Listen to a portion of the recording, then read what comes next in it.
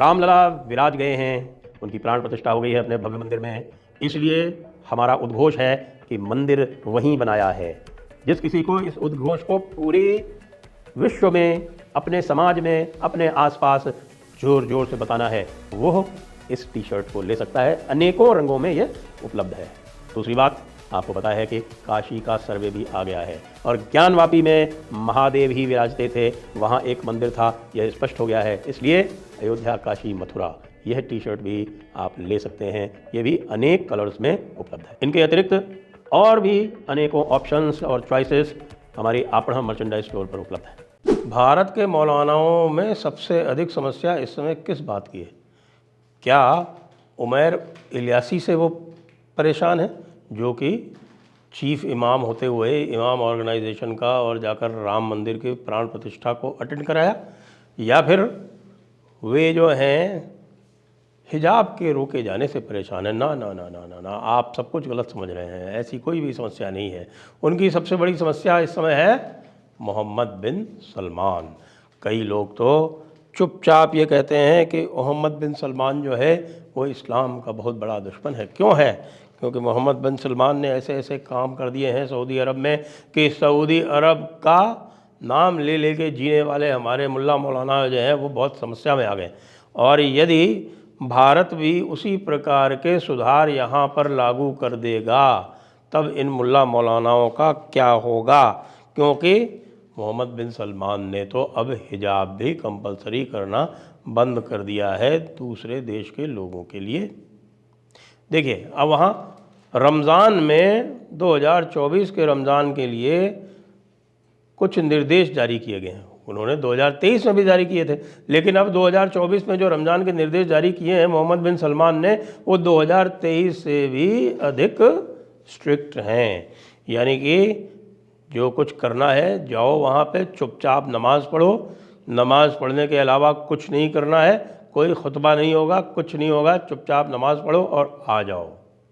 और तो और ये कह रहे हैं कि साहब कि बिल्कुल ब्रीफ होगी, कैमरा अलाउड नहीं है, और इमाम और जो पूजा करने वाले, इबादत करने वाले जो हैं, उनके आप फ़ोटो भी नहीं खींच सकते, कोई फाइनेंशियल डोनेशन नहीं दे सकते, इफ्तार नहीं होगा मस्जिदों के अंदर। बताइए, अगर इफ्तार नहीं होगा तो हमारे भारत वाले जो मुसलमान हैं उनका क्या होगा? अब ये अलग बात है कि भारत सरकार सऊदी अरब से इस प्रकार के सुधारों को अपनाती है कि नहीं अपनाती है, क्योंकि जो यहाँ सारा रेडिकलाइजेशन हुआ वो भी सऊदी अरब से हुआ था। अब अगर उल्टा हो रहा है तो उसका भी बेनिफिट सरकार को लेना तो चाहिए। फिर कह रहे कि साहब कि बच्चे नहीं आएंगे। देखिए, बच्चे नहीं आएंगे तो रेडिकलाइजेशन कम हो जाएगा। फिर ये भी है कि साहब कि वो जो इत्तिकाफ़ होता है एक, जो वहाँ पर 3-4 दिन लगातार बैठ के सब किया जाता है, उस पर भी बहुत सारे रेस्ट्रिक्शंस लगा दिए और उसको बहुत मुश्किल कर दिया है। कोई लाउड स्पीकर नहीं चलेगा, लाउड स्पीकर का वॉल्यूम बहुत ही कम रखा जाएगा। भारत में जब कहते हैं कि भाई भोंगे जो है हटाओ, तो हाय तौबा मच जाती है, इस्लाम ख़तरे में आ जाता है। तो भाई इस्लाम अगर यहाँ ख़तरे में आ जाता है लाउड स्पीकर हटाने से, तो सऊदी अरब में ख़तरे में नहीं आता। सऊदी अरब तो उसका जन्म स्थान है इस्लाम का। तो फिर सऊदी अरब में हो रहा है तब तुमको कोई दिक्कत नहीं होती, यहाँ पर तुमको दिक्कत होती है। सऊदी अरब में तो छोड़िए, अब तो राम मंदिर में अभी उमैर इलियासी गए थे, उनको इनवाइट किया गया था। सुनहरी मस्जिद वाले इमाम हैं वो वैसे, तो सुनहरी मस्जिद वाले इमाम का अपना एक और भी इश्यू हो सकता है उसके कारण चले गए हों, क्योंकि भाई सुनहरी मस्जिद के ऊपर नोटिस आया हुआ है दिल्ली वाली। जो भी हो, वो गए, और जैसा कि आप जानते हैं हिंदुओं में प्रथा है कि भाई यदि बुलाया, इनवाइट किया तो पूरी तरह से स्वागत भी होगा। उनको संतों के बीच में भी बिठाला गया। उसके ऊपर हमारे जो हैं वो परंपरावादी, उनको भी बड़ी आपत्ति हुई, लेकिन वो सब होते हुए भी फतवा जारी हो गया कि क्यों गए। लेकिन सुनिए, अमीरात में, यूनाइटेड अरब एमिरेट्स, UAE, अमीरात में मंदिर बन रहा है। प्रधानमंत्री जा रहे हैं उसका उद्घाटन करने, मोदी जी, 14 फरवरी को। उसमें वहाँ के शेख भी सम्मिलित होंगे। उनके ऊपर फतवा कौन डालेगा भाई? बताओ जरा, किसी की औकात हो तो वहाँ भी भाई उद्घाटन प्राण प्रतिष्ठा से ही होगी। जो भी उनके वो जो होते हैं रिचुअल्स, मूर्तियाँ तो वहाँ भी होगी ना, तो वहाँ शिर्क नहीं होगा। करोगे तुम लोग। फिर मोहम्मद बिन सलमान ने एक काम और कर दिया, जो काम भारत में नहीं हो सकता। जरा आप ममता दीदी से या सिद्धरमैया से करके बता दो।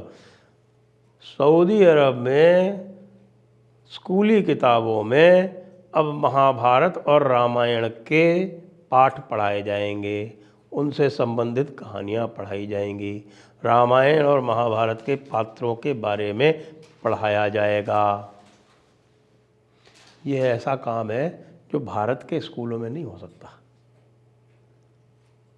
राम का चरित्र हम लोगों ने तो पढ़ा था, अभी मैं स्कूल में था 60 और 70 के दशक में, तो मैंने तो पढ़ा था। लेकिन उसके बाद से जब से सेक्युलर सरकार जो है वो और अधिक तीव्र होती गई, सेक्युलरिज्म की चाह, और जैसे जैसे लेफ्टिस्ट का कंट्रोल बढ़ता गया एजुकेशन सिस्टम पर, वैसे वैसे राम कृष्ण रामायण महाभारत सारे नीति शास्त्र सब गायब होते गए, सब गायब होते गए।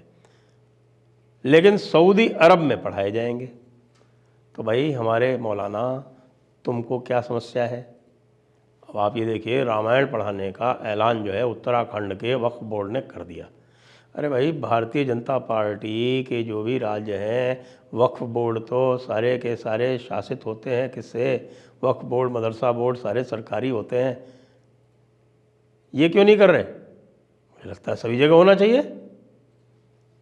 और ख़ासतौर से जहाँ 25-25, 30-30 वर्ष से भारतीय जनता पार्टी की सरकार चल रही है, जैसे गुजरात में, वहाँ तो होना ही चाहिए तुरंत प्रभाव से। रामायण और महाभारत का मदरसों में, सारे स्कूलों में, सारे शिक्षा संस्थानों में कंपलसरी होना चाहिए। तो अब आप सोच सकते हैं कि हमारे मौलानाओं को कितनी चोट लगी होगी। फिर उन्होंने अपनी राष्ट्रीय अस्मिता, नेशनल आइडेंटिटी, वह असर्ट करके ये कहा कि ये जो देवियाँ हैं हमारी, जी हाँ वही देवियाँ जिनकी मूर्तियाँ नबी हुजूर ने काबा में नष्ट की थीं, कह रहे हैं कि ये हमारी विरासत है। अब इससे बड़ा कुफ्र क्या हो सकता है? अरे नदवा वालों, अरे देवबंद वालों, अरे भाई ये तुम्हारे कौन से अभी जिन्होंने ये उमैर इलियासी के ख़िलाफ़ फतवा जारी किया है, क्या नाम है तुम्हारा, सबीर हुसैनी, सब लोग फतवा जारी करो जरा मोहम्मद बिन सलमान के ख़िलाफ़। है औकात? औकात है? उम्मत के ग़ुलाम, किसी की औकात नहीं है। कल को काबे में मूर्तियां भी रखवा देना मोहम्मद बिन सलमान, तो भी तुम्हारी चूं नहीं निकलेगी। और निर्देश तुमको भी जारी कर दिया जाएगा कि सारे के सारे अपने मंदिरों में अल्लात, अल उज़्ज़ा और मन्नात, इन सब की जो है मूर्तियां रखो, क्योंकि वो तो वहाँ पर उनको ऑनर कर रहे हैं। हो सकता है कुछ दिनों में उनकी पूजा भी आरंभ करा दें। लेकिन फ़िलहाल तो जो ये 3 देवियां हैं जो अल्लाह की बेटियां बताई जाती हैं, इन तीनों का जो रिकग्निशन है, इन तीनों की जो पहचान है, उसके लिए नवंबर से बाकायदे सऊदी अरब में एक मूवमेंट चला हुआ है, सोशल मीडिया मूवमेंट चला हुआ है, और उनको ऑनर किया जा रहा है। लीजिए, कल लो बात मुल्ला मौलाना, हिंदुस्तान पाकिस्तान वाले। अब पाकिस्तान वाले तो पूरी तरह से, आपको पता है क्या हुआ, वो लाल टोपी ने कहा कि ये काफिर हो गया है, सऊदी अरब को कोई हक़ नहीं कि मक्का मदीना वहाँ रहे, मक्का मदीना को ट्रांसफ़र करो पाकिस्तान में। पता चलता है कि 2 दिन पहले कोई कह रहा था कि भाई लाल टोपी का भी अपहरण हो गया, कोई अननोन गनमैन जो है वो लाल टोपी को भी उठा के ले गए। अब लाल टोपी जब तक वापस नहीं दिखेगा हमको, या किसी तरह से अपना वो बंदूक वाला पोज लेके नहीं आएगा, या कुछ और करते नहीं दिखेगा, तो हम कैसे विश्वास करेंगे कि लाल टोपी का अपहरण जो है वो सऊदी अरब वालों ने नहीं करवाया? कौन है ये अननोन गनमैन? लाल टोपी के जाने के बाद से तो ऐसा लग रहा है कि कहीं इसमें भी MBS का हाथ ना हो। खैर, हम कोई स्पेकुलेशन नहीं कर रहे, इसलिए इसको आप लोग कोई भी अन्यथा ना लें। हम तो केवल लाउड थिंकिंग कर रहे हैं, लाउड थिंकिंग। और सबसे बड़ी मुसीबत ये है कि भाई यहाँ तो बातचीत चल रही है कि स्कूलों में हिजाब कंपलसरी होना चाहिए। सुप्रीम कोर्ट के कुछ जज साहबान भी इस मंतव्य के हो गए, और जो कर्नाटका हाई कोर्ट ने जजमेंट दिया था चीफ जस्टिस की बेंच ने कि हिजाब जो है वो कंपलसरी, हिजाब जो है वो नहीं पहना जा सकता, जो ड्रेस कोड है वो कंपलसरी है, उसके विरोध में जगह जगह इन लोगों ने तमाशे किए। कर्नाटका में और भी पता चला है जयपुर में भी यहाँ पर एक हिजाब का कांड हो गया। और मुस्लिम बाहुल्य क्षेत्र में एक स्कूल था, उसमें बाकायदा बताया जाता है कि सरस्वती की पूजा के बजाय दुआ करवाई जाती थी।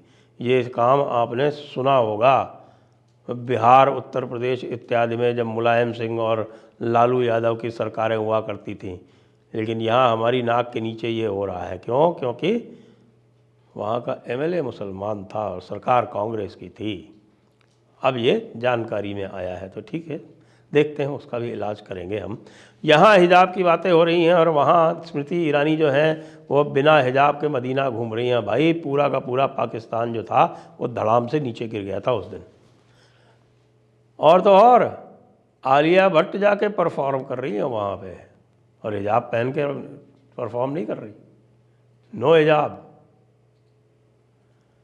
सीधे सीधे बिल्कुल अपने उसी कॉस्ट्यूम में जिसमें उनको आप फिल्मों में देखने के आदी हैं, उसमें जाके सऊदी अरब में। अब जो भी मेरे सामने वीडियो आया है, आप लोग कृपया उसको फैक्ट चेक अवश्य कर लीजिएगा। हो सकता है कि भाई, हालांकि उसमें मुझे शेख वेख सब दिखाई पड़ रहे हैं, लेकिन वो सऊदी अरब का कहा जा रहा है। सऊदी अरब का नहीं तो भाई दुबई का होगा। अब दुबई को क्या कहेंगे आप? अबू धाबी को क्या कहेंगे आप? मुल्ला मौलानाओं सुधर जाओ, नहीं तो तुम्हारी जगह जो है वो केवल इतिहास की किताबों में ही रह जाएगी। वैसे भी अरब के बादशाहों ने तो ये कह दिया है, ये कन्वर्टेड माल ये किसी भी तरह से जन्नत में नहीं जा सकता। तो भाई जन्नत के रास्ते तो तुम्हारे अरबों ने कर दिए बंद, वहाँ तो अरब ही जाएंगे या तुर्क चले जाएंगे। जो लोग खलीफा रहे हैं वही जा सकते हैं, अरब जा सकते हैं या तुर्क जा सकते हैं। तुम कौन, मैं खामखा ज़बरदस्ती लगे हुए और यहाँ बैठे बैठे जो है तमाशा करते रहते हो। तुम्हारी जगह जन्नत से खारिज हो चुकी है, सबके सब घर वापसी कर लो। अभी राज ठीक चल रहा है और घर वापसी के लिए बहुत सारे लोग जो हैं वो प्रयत्नरत हैं। वापस आ जाओ जहाँ से गए थे, ठीक है ना?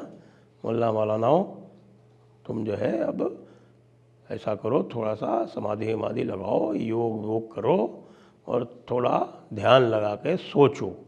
हो सकता है ध्यान से ईश्वर जो है वो तुम्हारे अंदर आ जाए। अभी तो 7वें आसमान पर ही है तुम्हारे हिसाब से। सोचो सोचो। जय हिंद, जय भारत, वंदे मातरम।